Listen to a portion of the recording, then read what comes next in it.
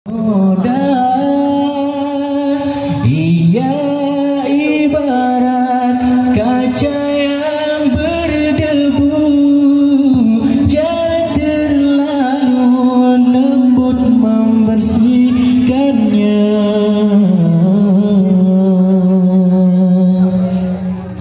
Ia bagai permata keindahan, sentuhlah hatinya dengan kelembutan. Ia sehalus sutera di awan, jagalah hatinya dengan kesabaran.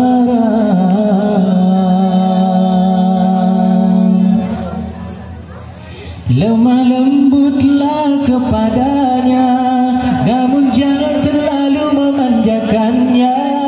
Tegurlah bila ia bersalah, namun janganlah lukai hatinya. Lemah lembutlah kepadanya, namun jangan terlalu memanjakannya. Tegurlah bila ia bersalah, namun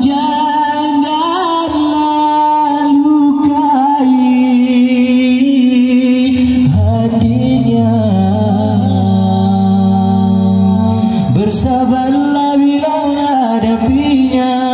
Terimalah ia dengan keikhlasan, karena ia kaca yang berdebu.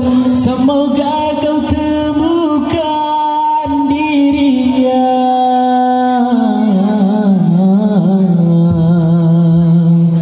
bercahayakan imanmu.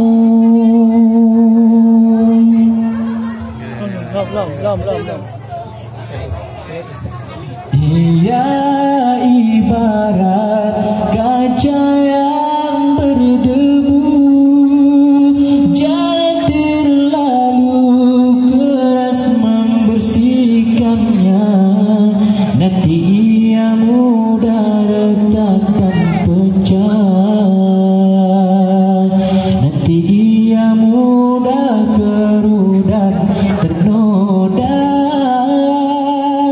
Ia ibarat kaca yang berdebu, jangan terlalu lembut membersihkannya.